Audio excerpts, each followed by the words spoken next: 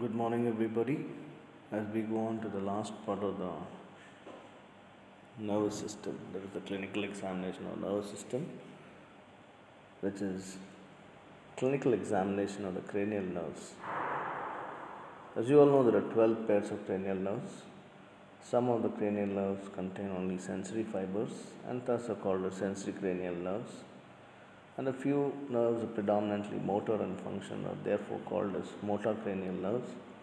The remaining cranial nerves contain both sensory and motor fibers and thus are called as mixed cranial nerves. A systematic and thorough examination of cranial nerves is part of clinical evaluation of a patient having neurological deficit. So, any neurological deficit, it is a mandatory, it's a must to examine the cranial nerves. So, the cranial nerves may be affected by a primary disease of the cranial nerve or by disease of the brain or meninges or sometimes secondary to systemic disorders. So, as madam has dealt the first 6 cranial nerves, so wherein you came to know that the olfactory is the first cranial nerve and the sense of smell was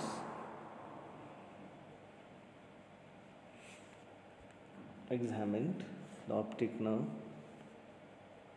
which included the acuity of vision with near vision by using Jaggers chart and far vision just as Snellen's chart, and the field of vision by confrontation test, and the color vision was done using Ishihara's chart.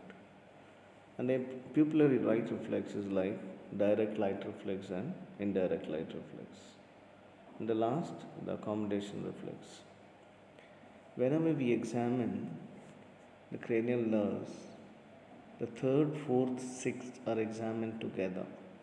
As you all know, the third, fourth, sixth are concerned with the extraocular movements as they innervate the external ocular muscles. As you all know, the eyeball moves in different directions and movements are named accordingly. Horizontal movements in an outward direction is abduction and inward direction is adduction. Vertical movement in the upward direction is elevation and so on with downward is depression. The eye is also capable for rotatory movements. So we have internal rotation and external rotation. The superior and inferior rectors elevate and depress the eye when the eye is in abduction, whereas the inferior and superior oblique, that is inferior and subric oblique, elevate and depress the eye when the eye is in adduction. So 3, 4, 6. Why is that? As you all know, SO4, LR6. Superior oblique is supplied by abducent and lateral rectus is supplied by SO4 is superior oblique is supplied by 4th cranial nerves and lateral rectus is supplied by 6th cranial nerve. The remaining all the extraocular muscles are supplied by oculomotor. So whenever you examine the eye movements, it is ideally we do 3rd, 4th and 6th cranial nerve together. So what did he do in 3rd, 4th and 6th? We asked the subject to sit comfortably on a stool and we'll go into the detail later. And finally we have the facial nerve. Today's class is about the next 6 cranial nerves, that is facial, auditory, that is vestibulocochlear, glossopharyngeal, the vagus, the spinal accessory and hypoglossal. As you all know, the facial is both a mixed nerve. It has both sensory and motor along with parasympathetic fibers, whereas vestibulocochlear is purely a sensory which is concerned with hearing and balance. Glossopharyngeal has all the 3 components, that is sensory, motor and parasympathetic fibers, whereas vagus also is together, so they are examined together. Its spinal accessory predominantly is motor. So the 11th and 12th are purely motor cranial nerves. So you can see the trochlear, abducent and accessory, spinal accessory, hypoglossal are purely motor, whereas the facial nerve, glossopharyngeal, vagus and oculomotor are I'm stressing more on the second 6 cranial nerves. So we need to understand that you came across olfactory nerves, the sensation of smell, how it is impaired, what are the different types. So next was where are the common causes of anosmia, parosmia, cacoxmia, and along with optic nerve. This was already explained to you in detail. So this is your Snellen's chart. At a distance of 6 meters you stand because the light rays are parallel after that, and chart the peripheral field of vision. And finally the confrontation test, which is done at a distance of around how much? 3 feet. Okay, and these 3 nerves are examined together, wherein you came across dextrocular muscles and the pupillary, regulates the pupillary muscles. So what do we do here? As Madam had not done abduction now, so I have to explain the 3 cranial nerves together. Ask the subject to sit comfortably on a stool and sit in front. Examine the eyes of the subject for presence of drooping of the eyelid, which is called as ptosis, and rhythmic involuntary jerky movements called as nystagmus of the eyeball should be examined if there is any. Give instruction to the subject to follow the direction of the movement of your finger. So this is what you did. An imaginary H shape is done with above and below at a distance of around 25 centimeters. That is the normal visual distance, and you examine the extraocular movements and ask the subject to follow the movement of your index and observe the movement of the eyeball of the subject while moving your finger. First is you move your finger laterally and medially to set the lateral rectus and medial rectus. Then move your finger laterally to the left, wherein you come to know the lateral rectus and medial rectus. And if you want to move the finger vertically up to upward, this test is superior rectus of the left and inferior oblique of the right, and downward, this is inferior rectus. So it is internal rotation and external rotation. Elevation is superior rectus, in depression, whereas internal opposite is inferior oblique and superior oblique, as you see in the figure. You need to observe for any squint. So normally what is this? Why do we stress on the superior and inferior rectuses? Superior and inferior elevate and depress when the eye is in abducted state, whereas the inferior and oblique elevate and depress the eye. So the inferior oblique elevates the eye, and whereas superior oblique depresses the eye when the eye is in adduction. So SO4 and LR6. So the reaction to light, which can be direct and indirect. If it is direct, from the side you try to focus the light not directly on the eyes and watch for any constriction, or you keep a cardboard and examine on the opposite eye. This is indirect, or also called as consensual reflex. This is due to decussation of fibers. So the convergence and accommodation, wherein you examine the pupillary reaction to accommodation, which is called as accommodation reflex. Ask the subject to look at a distance. Bring the index finger of your hand to a point midway between the 2 eyes and very close to the eyes of the subject.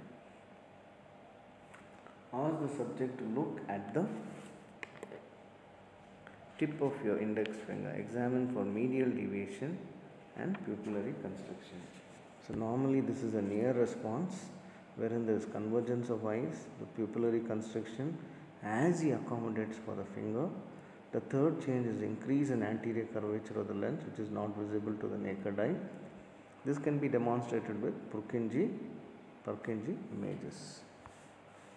So these are the moments how you tend to observe the rotation with lateral rectus, the abduction and adduction. So watch for any diplopia. So as I told you, nystagmus is rhythmic involuntary jerky movements. So and the causes would be explained in detail. The fifth cranial nerve is your sensation from the face and muscles of mastication. So we go on to examine the most important, that is the seventh cranial nerve. So what is seventh cranial nerve, everybody? It is predominantly the nucleus of this nerve consists of three parts. You can see the large motor component that supplies all the muscles of facial expression, the smaller sensory part which carries taste fibers from anterior two-thirds of tongue, the parasympathetic efferents to salivary glands. So how do you examine the facial nerve? It's predominantly they are observed by inspection of. So facial nerve carries the taste sensation from the anterior two-thirds of the tongue and supplies the muscles of facial expression including platysma and stapedius.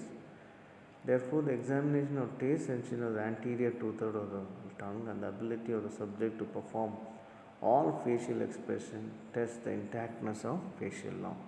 So now that is the principle, and what you saw is the function. What is the purpose? To detect any unilateral and bilateral or supranuclear and infranuclear palsies, which is any impairment in taste. So what do? The motor functions are, they are observed by inspection of the facial expression and tests of the eye movements comparing the two sides of the face. You need to divide the face into upper face and lower face. Here when you ask the subject to frown, raise the eyebrow and wrinkle the forehead and close the eyes as strongly as possible. In case of facial nerve palsy, which is the commonest palsy, the eye on the affected side cannot be closed completely, and this is called as Bell's phenomena. What is it? The lower motor neuron type of facial palsy, which is infranuclear, where the eye of the affected side cannot be closed completely, is the Bell's phenomena, and this palsy is called Bell's palsy. So what you are testing? When you ask him to tightly close the eyes, you are testing for.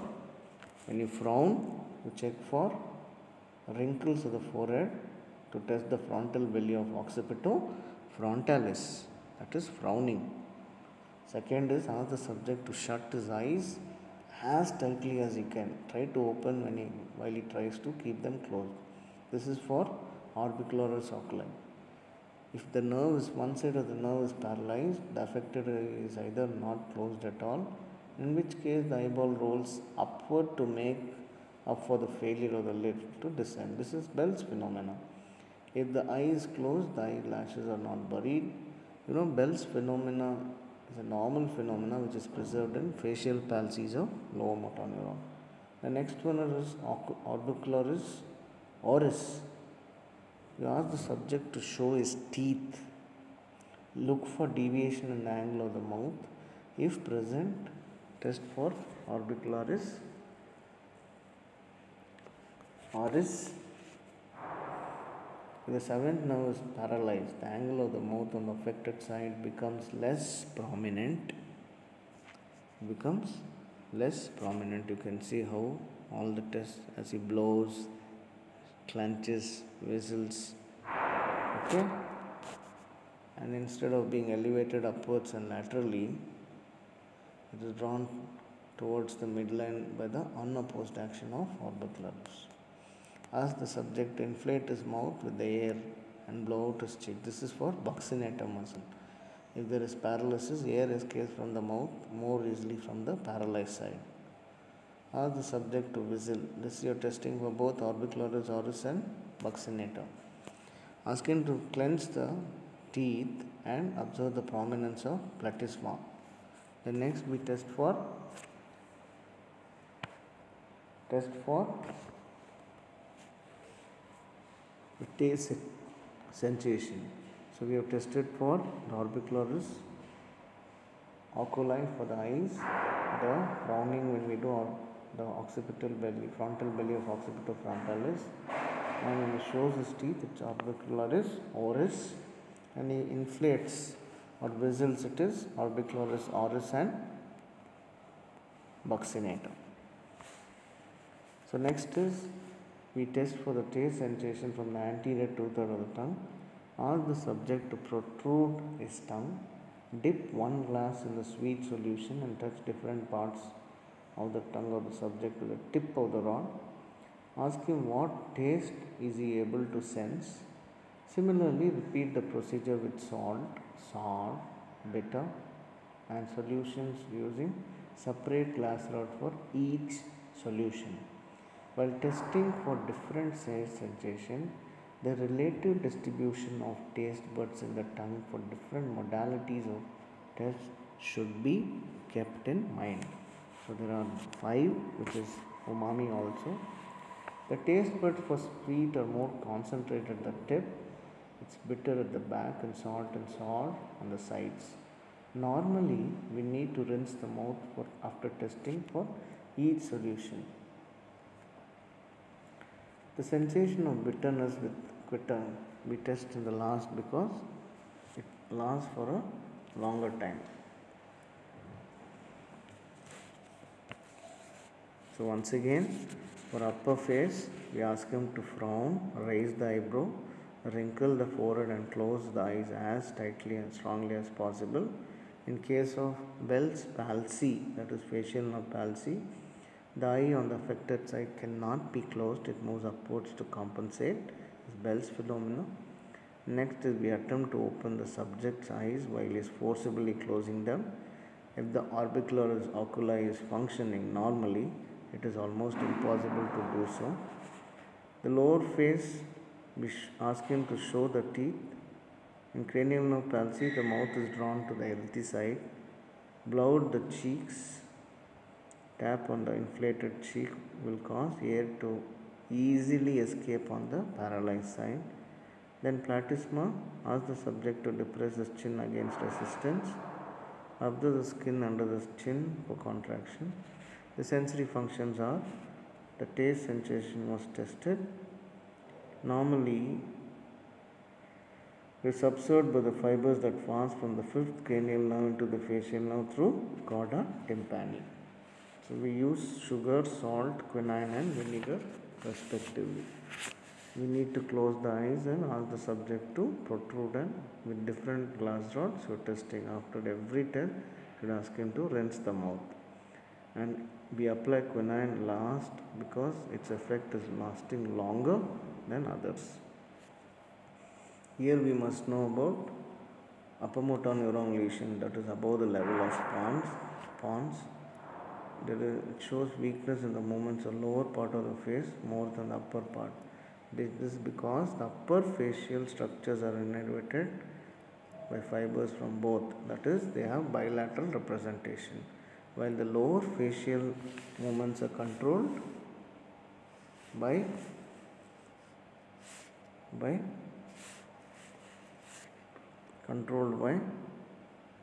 largely by the fibers from contralateral motor cortex. The lower motor neuron, which is Bell's palsy, occurs when the nerve is affected anywhere along the pathway from the pons to the peripheral. Here the lesion involves the whole of the one side of the face, the same side of the face as the nerve. So we need to understand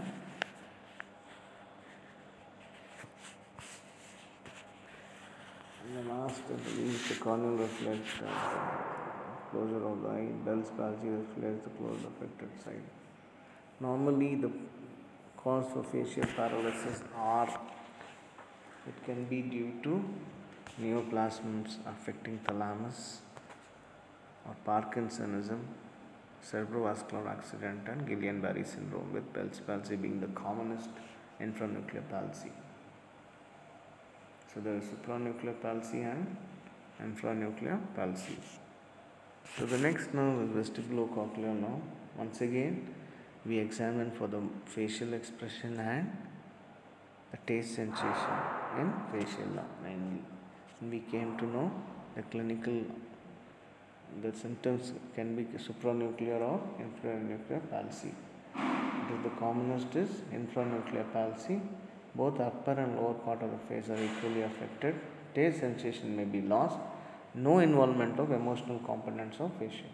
Whereas in supranuclear palsy, It is due to lesion above the nucleus involving the corticonuclear fibers. The lower part of the face is mainly affected, whereas the upper part is spared. This is mainly because the frontal belly of occipital frontalis has bilateral cortical innervation. The taste sensation may not be altered. Muscles of the voluntary movements of the face are paralyzed, but the muscles involved in facial expression, for example, crying, all remain intact. This occurs because emotional movements are not dependent on the same cortical innervation as voluntary movements. So the next nerve is vestibulocochlear nerve, wherein it's the 8th cranial nerve. It has two components, the vestibular and the cochlear. So the auditory fibers from the cochlear which subserve the hearing function, the vestibular fibers arise from. So vestibulocochlear. Cochlear is hearing, vestibular arise from saccule, utricle, semicircular canals, and they subserve equilibrium. So what are the tests? They carry impulses from the sound, from the air cell of the organ to the cochlear nucleus and pons, and they control violence through vestibular nerve. So what is the purpose? We need to determine any deafness which can be bilateral and unilateral, or is the deafness due to disease of the middle ear? It can be conductive deafness or cochlear nerve, which is sensory neural deafness, and we need to determine the disturbance of vestibular functions. So what do we do? The tests of hearing are the different tests. One is watch test, the second is the tuning fork test.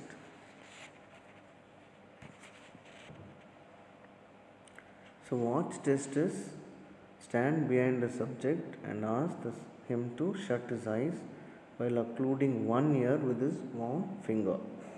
Gradually bring a watch from a distance towards his other ear. Ask the patient to indicate whether when he first hears the tick of the watch. Compare it with your own timing and with his other ear.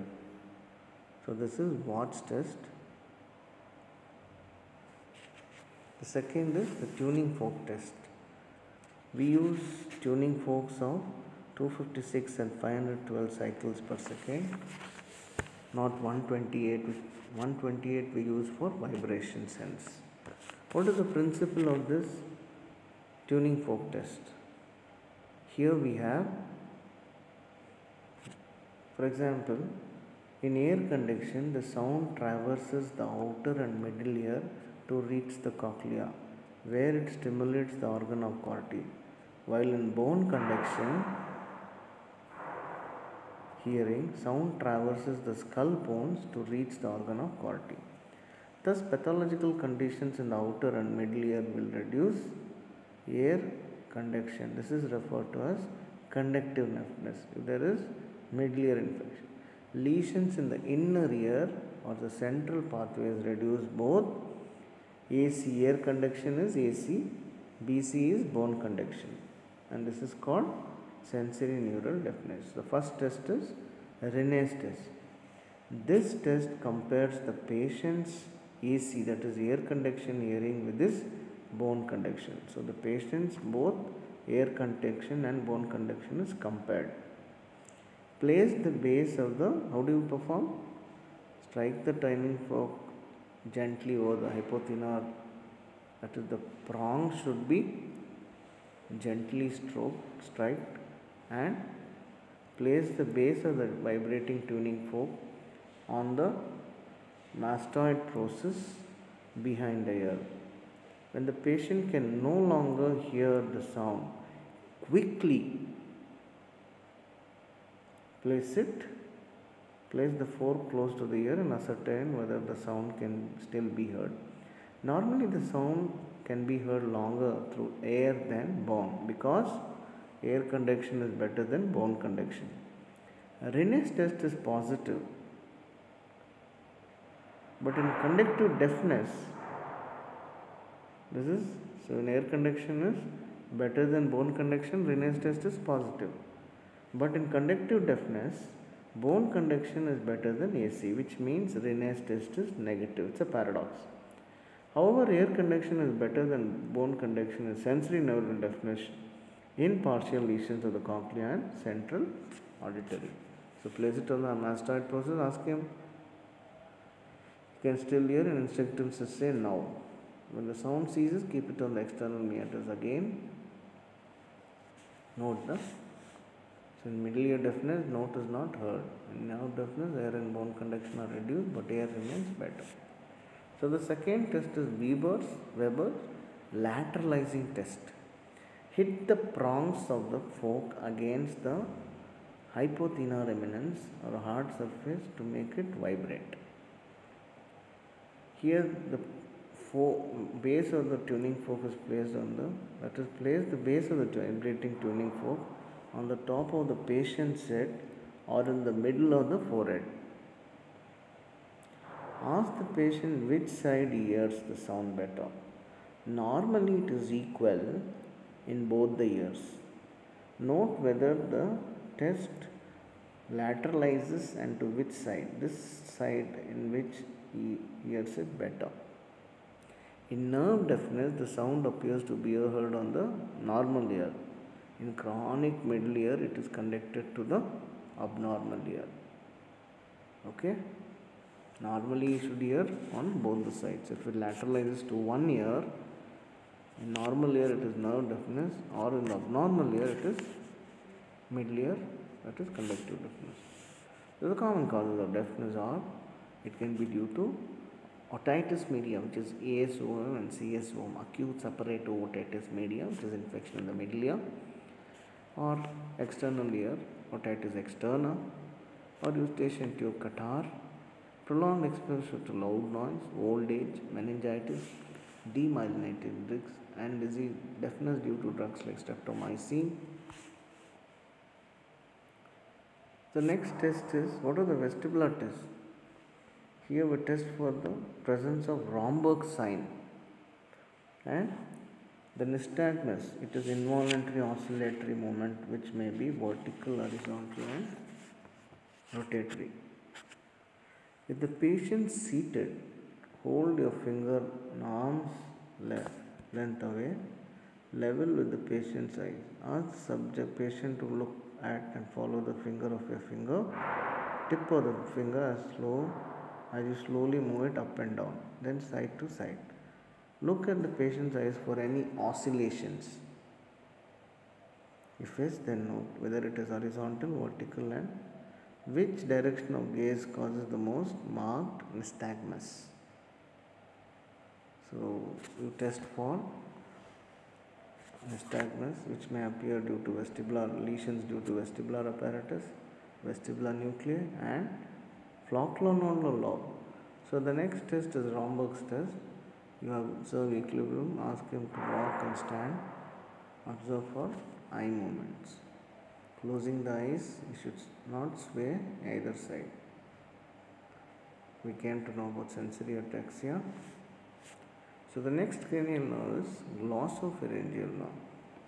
So what is glossopharyngeal nerve?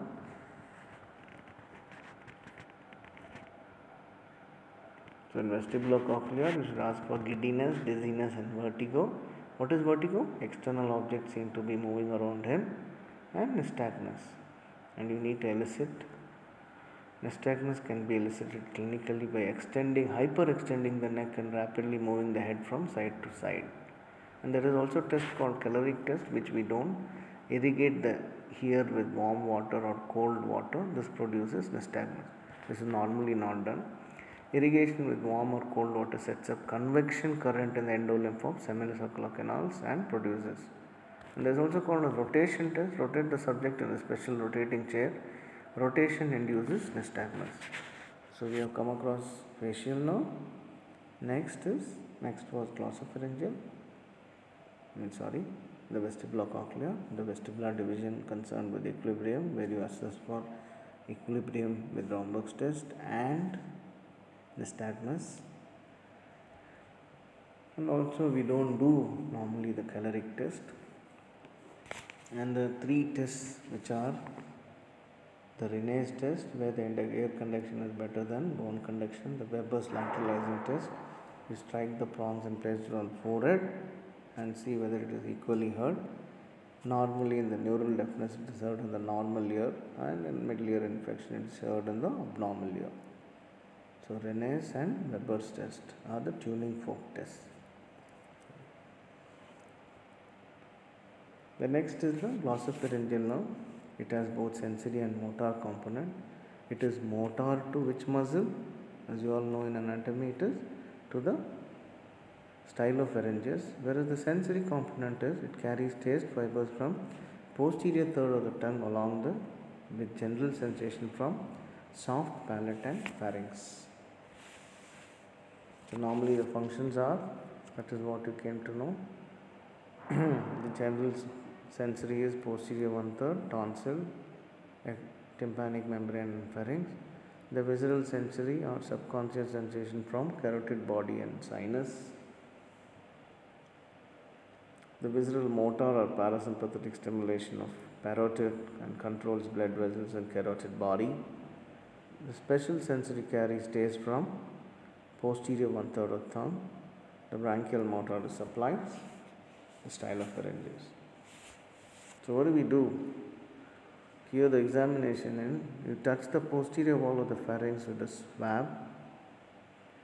This results in constriction and elevation of the pharyngeal wall, referred to as gag reflex. Here the afferent path is glossopharyngeal nerve and the efferent path is glossopharyngeal and vagus nerve. Normally we do glossopharyngeal and vagus nerve, that is 10th cranial nerve together. The question is, 3rd, 4th, 6th were done together because of the extraocular innervation. So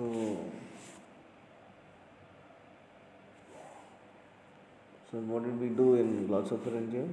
Subject to open his mouth wide, tickle the back of the pharynx with the help of a swab stick and observe the contraction of posterior pharyngeal wall. Ask the subject to lie down and record his blood pressure, and ask him to stand up and immediately record his blood pressure. A fall in blood pressure more than 20 millimeters of mercury is considered as orthostatic hypotension and may indicate dysfunction of the 9th cranial nerve. So blood pressure should be recorded immediately, and swab sticks should not be placed for longer duration in the pharynx to elicit pharyngeal reflex. These are the precautions. The next is vagus nerve. So what are the problems with glossopharyngeal? There can be effect of paralysis, loss of taste, general sensation from posterior 1/3 of the tongue, absence of pharyngeal reflex and difficulty during swallowing, decreased secretion of saliva, and orthostatic hypotension can occur. The next cranial nerve is vagus nerve, which is the 10th cranial nerve, which is also called as the vagus nerve came because of the vagabond. The motor part of the vagus nerve supplies the muscles of the soft palate, pharynx and larynx. The vagus also carries parasympathetic fibers to the heart, lungs and gut. Clinical examination of the 10th cranial nerve includes a close attention to the patient's speech. Damage to motor fibers will result in paralysis of the palate, and there is nasal quality to the voice, or hoarseness of voice may occur due to paralysis of vocal cords. So there can be a nasal twang or hoarseness. Here what are the functions? Normally we saw it supplies the meninges concha, the visceral or parasympathetic and smooth muscle to the whole GIT, along with visceral sensory to larynx, trachea, abdominal viscera. Motor is mainly the superior, middle and inferior constrictors, the levator palati, the palato and pharyngeus and palatoglossus. So we need to assess what are we doing? Elevate palate and contraction of the pharynx to examination of movements of the vocal cord. Here what do is notice the pitch and quality of voice and cough, difficulty in swallowing. Here ask the subject to say ah and observe the movement of both the uvula and palate. Normally, both half of the palate moves equally and the uvula moves backward in the median plane. Unilateral lesion of the nerve, only one side of the palate remains functional and the uvula moves towards the normal side in a paralysis. So this is, what is the test? As you ask him to say observe the arch of the palate. What are you observing for? And see whether the arch is formed equally on both the sides or flat on one side. Elicit pharyngeal reflex as described, that is the posterior pharyngeal fall. Laryngeal reflex is tested with laryngoscopy, which we don't do. Visual functions of the 10th cranial nerve can be tested separately. So the next is reflexes. Deferent pathway for oculocardiac and carotid sinus reflexes observed by vagus nerve. In oculocardiac, note the subject's pulse rate with the lids closed.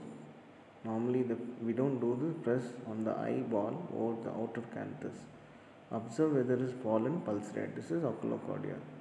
The carotid sinus, press over the region of the carotid sinus in the neck and note if there is fall in the subject pulse rate. So what is the pulse? Again, what do we do here? We are examining the motor component and the parasympathetic fibers. So the patient's speech was assessed, and finally the palatal reflex, asking to say and oo. Palate should move symmetrically upwards and backwards. Uvula and midline and two sides of the pharynx contract symmetrically. This is palatal reflex along with pharyngeal and laryngeal reflex. There can be paralysis, although it can be due to poliomyelitis, ringobilbia, myasthenia, and surgical operations of the lung. So the 9th cranial nerve, which is the accessory nerve, it's purely motor. The major part of the 9th cranial nerve is derived from the anterior horn of the 1st and 4th cervical segment of the 1st to 4th cervical segments of the spinal cord. It supplies the sternocleidomastoid and upper half of the trapezius. We need to test the bulk and power of the sternomastoid and trapezius muscle. So we are examining the muscles. Supply sternocleidomastoid and upper half of the trapezius. So you need to assess for testing and weakness, whether it is unilateral or bilateral. So what do we do? For sternomastoid, here we ask the subject to press the chin downwards against the resistance of the examiner's hand. If normal, both sternocleidomastoid will stand out and can be inspected and palpated, comparing both sides. The test what we are doing here is, you are asking the subject to turn to each side against resistance to your hand, that is our examiner's hand. Observe the contraction of the sternocleidomastoid or the opposite sternomastoid and note the force of movement against your hand. In unilateral paralysis, the chin is deviated to the affected side when the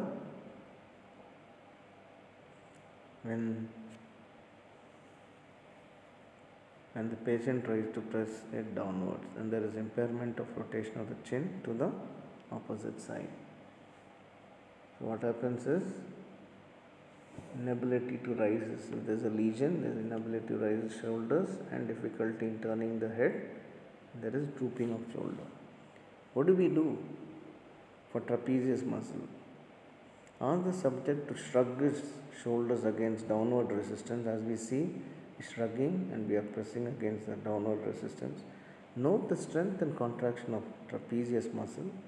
Unilateral paralysis of the nerve results in drooping of the shoulder and weakness of the affected muscle. So we need to assess the spinal accessory, that is the 11th cranial nerve.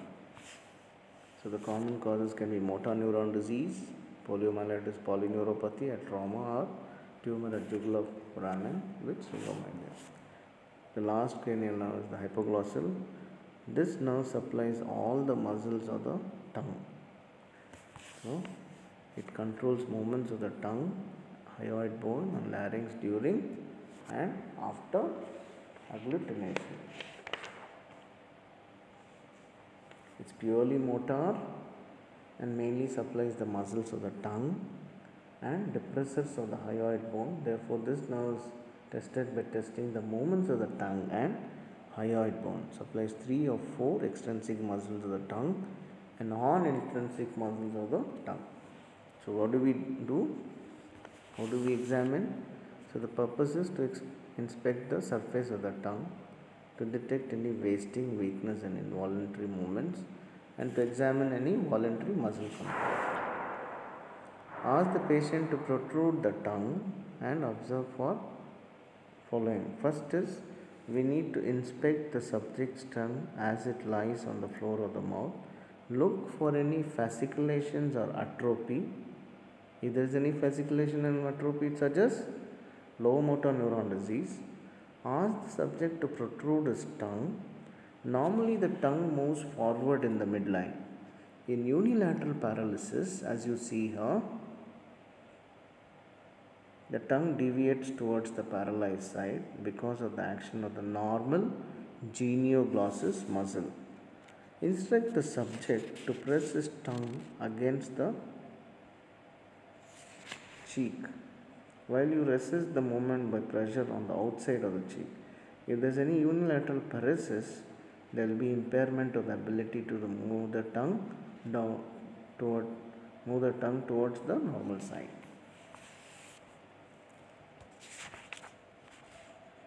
So you need to understand that any fasciculation, ask the subject to move his tongue from side to side, push his cheek laterally from the inside, resist the tongue movements by pressing it from outside of the tongue.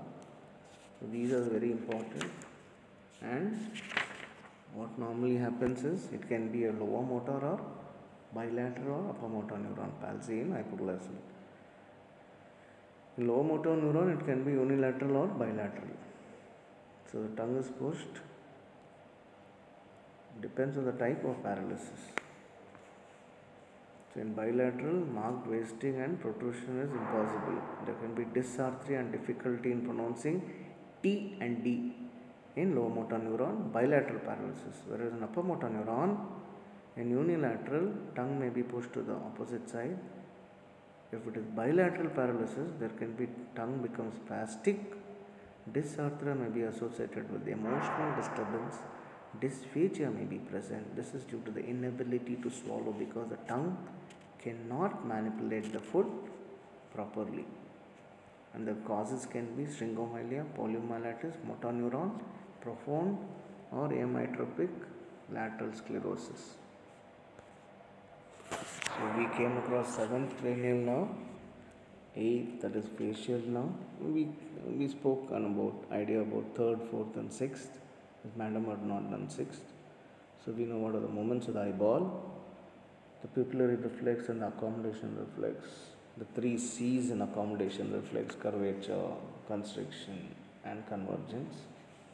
Then we came across the facial nerve, which has the motor, the facial expression. We assess for the symmetry. Is there any paralysis with them? As you all know, the commonest paralysis is Bell's palsy, which is low motor neuron or infranuclear palsy, where you came across Bell's phenomena. You try to close, it is not able to close the eyes moves upwards. And